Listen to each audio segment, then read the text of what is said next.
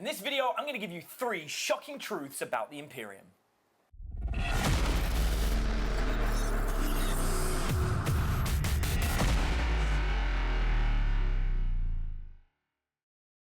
To keep up to date with everything at Knights at the Game Table, all you have to do is click subscribe and then hit that tiny little notification button next to it, so every time we upload a new video, YouTube will be sure to let you know.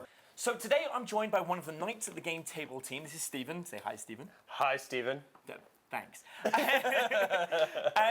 today I want to be sharing 3 shocking truths about the Imperium, because let's be real, we all play Warhammer and we all know that the Imperium may not be the best place to live, but I think unless you've actually read all like the really deep novels and gone into it, you can't appreciate just how shocking it is. So Stephen plays the game, he knows how to play Warhammer, he's been playing with us a lot on the channel, but I know that Stephen doesn't read the books, correct? No, not at all. And you don't read the background? No, except you talk about it sometimes, so I might know here and Right, there. some of the things, awesome. So I've taken 3 shocking things I think everyone should know, but maybe doesn't know the full extent. So, but before we get into that, I do want to share with you just a couple of like little things, just in case you didn't know. Did you know the Imperium is a regime? No, I didn't know that. So it's a pretty harsh regime. For example, free thought is not allowed. Huh. So having your own ideas or your own thoughts, that's heresy, and that will get you in trouble. Okay, so whose ideas do you have? The ones you're given. Ah, okay, of course. And they're the only ones you're allowed to follow. I see. On any of the planets that have humans. All right. Right, so it's pretty, but that's not the most shocking. Okay. So we're going to start off, I want to share with you one of the first shocking things. This one really messed me up. And this was on the first war of Armageddon on the planet Loki. There was a war for the planet. And the humans fought side by side with the Space Wolves. It's like the Viking Space Marines. They fought side by side together, and they fought off chaos, demons. And the Space Wolves were convinced that the humans would run away or become corrupted because of what chaos is like. Right. And they didn't. Not only did the humans not run away or become corrupted, they stood shoulder to shoulder with the Viking Space Wolves, Viking Space Marines, the Space Wolves, and annihilated the Chaos Demons and survived. Awesome. Sounds great, right? Yeah. So then the Inquisition came down with the Grey Knights to congratulate them, and they had like a ceremony to basically honor these humans that survived and didn't become corrupted. Cool. And then they set fire to them all. What? Yeah, with flamethrowers. Just why? Because you can never be sure they weren't corrupted. Oh Stephen. my God. You can never be sure. And this caused a conflict between the Grey Knights and the Space Wolves. The Space Wolves like, they've proven they're not corrupted. And the Imperium's like, yeah, but we've got to be sure. So they torched them all. Were these already Imperium, like humans, right? Oh yeah, these were soldiers. These were like Imperial soldiers and humans defending their planet against demons. But because they'd fought demons, the Inquisition were like, we can't be sure. Torch them. Yeah, we're going to be, it's the only way to be sure. It's the only way to be sure. Right? It's pretty bad, yeah? Yeah. So the Imperial regime is harsh, like reality of living in the Imperium. It's tough. It's a grim, dark world. That's why they call it a grim, dark world. All right, so I've got some more notes here. Do you know about the Black Ships? No. Most people don't know about the Black Ships. The Black Ships are an Imperial force, like a navy, that will descend from the heavens and take your children away from you. Okay. If they have psychic powers. Okay. Because all psychics have to be sanctioned. So you can't just have psychic powers. If you have psychic powers, but they've not been officially sanctioned, you're heretical. And I keep saying this thing like, oh, it's heretic to have free thought, or it's a heretic to be a psycho without being sanctioned. Do you know what the punishment is for heresy? Death? Yeah, death. And there's 2 types of death. There's honorable death, where you willingly sacrifice yourself to be killed to prove that actually you're still a good person, or where you don't relent and you don't give in and then you're just killed. Oh. Yeah, and that's a little bit more painful. So these are your choices. Death or death. You're going to die because you're a heretic. You fought for yourself. Okay, so the Black Ships will descend down onto a planet and take away anyone with psychic powers or psychic ability, and they actually take them to become sanctioned psychics. Okay. And the really lucky ones will get to work hand in hand with the Emperor himself. Awesome. In fact, he has a squad of 10,000 psychers that help boost his psychic power so that he can achieve all the amazing things he does. Specifically, the thing that he does is ships navigate via what they call his light, his guiding light. Okay. The Emperor's guiding light, the God Emperor. His guiding light literally helps people navigate in space. Wait. He's a god? I'm confused. They call him the God Emperor, not just the Emperor. So what happened was, to deviate slightly, the Emperor took a mortal wound in battle against one of his sons, and so they put him on life support where he's in a coma. And now the High Lords of Terror, this group of humans, translate what he actually means, and they tell everyone this is what the God Emperor wanted. He's in life support and can't communicate, but they know what he wants. He lets them know. Sounds a little fishy. Sounds a bit sketchy, right? Yeah. But in order to sustain his power so that everyone can travel, he needs a squad of 10,000 psychers to help him. And they're sacrificed to him at the rate of 1,000 a day. Oh my god. So they murder 1,000 psychers to donate per day, to donate his power. He needs at least 10,000 at any one time active. Does he actually get the power of these psychers? They just aid him and they die because they burn out.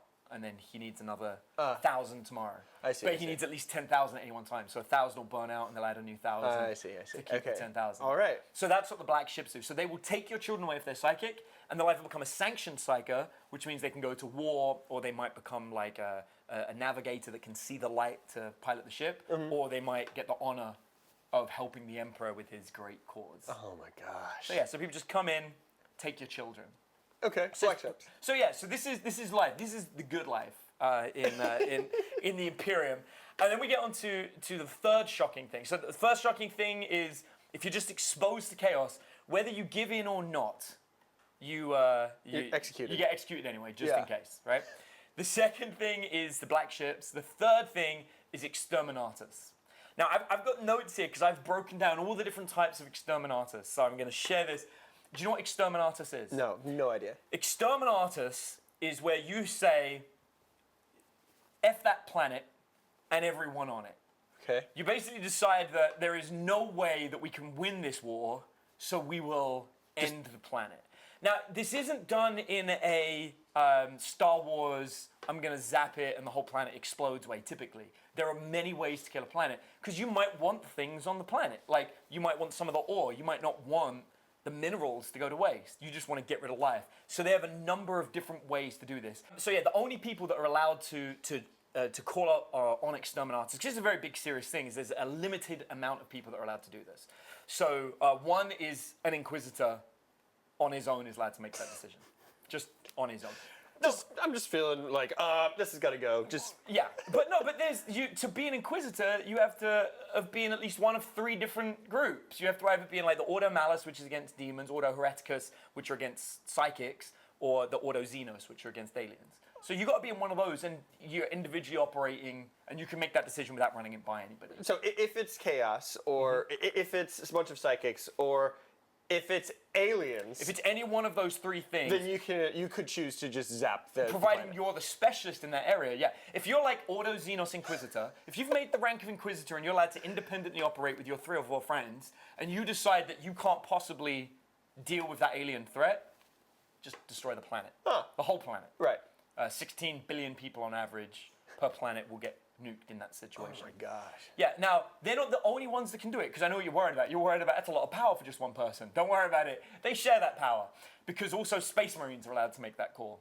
Any space, like individual space marine, or No, like a unit of space marine? not like a chapter master, like somebody important up in the Space Marines. So also Space Marines can make that call. Okay. Yeah, or particularly high-ranking Imperial Guards officials are also allowed to call for exterminatus. Like guard, like I'm gonna guard this gate is just I'm gonna also zap this planet. So the Imperial Guardsman is more like the Astra Militarum. So it's basically like the army. So basically a high-ranking soldier in the army can also make the decision to nuke the entire planet. Oh, okay. So you see, they really restrict who's capable of doing this to only a lot of people that are allowed to do it. Like anybody that you would take into any military situation ever sounds like they're allowed to just be like, I'm not gonna make it, nuke the place. Like, yeah, pretty much. Oh my that's God. it. Now the good news is there are multiple different ways to do exterminatus. It's not just nuke the planet. That would be weird. And so I've got a number of different types here. The first, one of my favorites, is a viral bomb.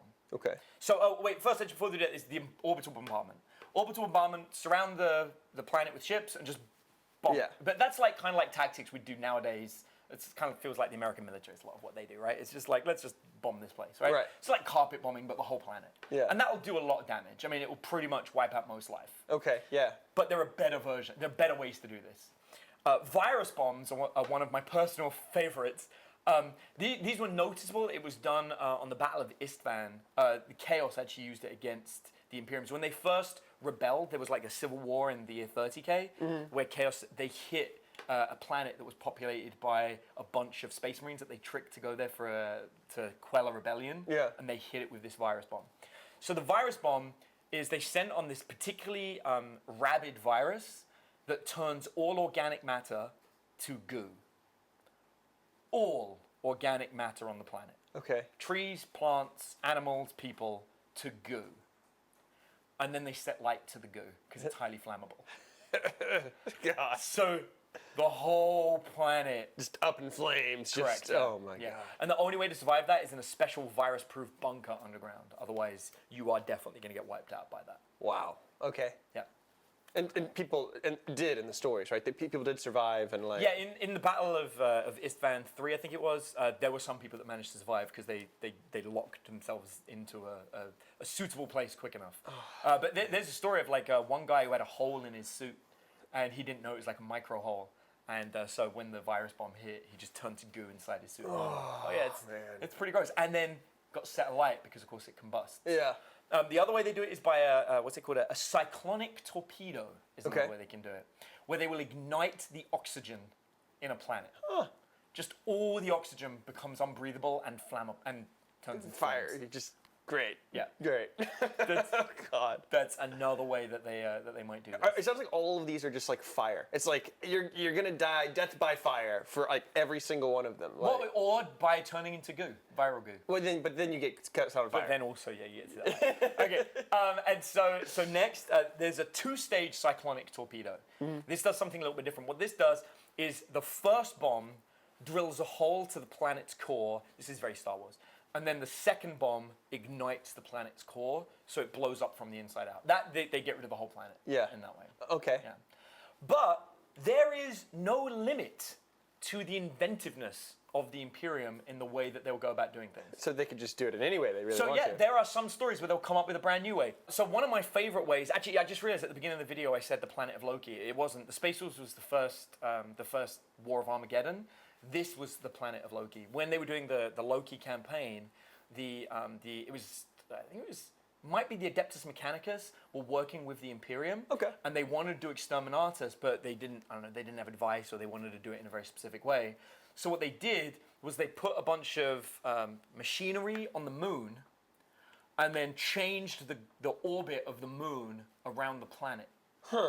So what that did was it messed up all of the oceans, the tides, and volcanoes and earthquakes. And so it created natural disasters around the planet, and it performed exterminators via natural disasters. That's pretty cool, actually. Right, yeah, see? So they are completely inventive in the way that they go about things. So, the Imperium is a difficult place to live, but I wanted to share, especially for newer players who don't know the full history, I think they should be aware of some of these shocking moments. Ultimately, it is a harsh regime. They call it the Inquisition, and it is a lot like the Spanish Inquisition. They are on a mission to eradicate all chaos by death. That's how they're going to do it. Yeah, it's kind of like living back during the time of the witch trials. Yeah. Except it's in the far future. It kind of makes me want to whenever I play Imperium, and I'm fighting chaos, I want to just have this whole thing. We get the camera down and we just light all of the miniatures on fire. I mean, it's a waste of, but it'd be worth it. It would be accurate. It would be pretty accurate. Yeah, and this is why we make joke about it on the channel a lot, but we talk about how the Imperium might actually be the bad guys of the whole thing. Yeah. Because anyone who is not aligned with the Imperium is known as Chaos or Xenos. They're your two options. But they themselves may not ally themselves as Chaos. And the specific evidence for this is one specific unit in the game called the Fallen. And the Fallen you find in the Chaos Space Marine Codex, but they have the Imperium and the Chaos keyword.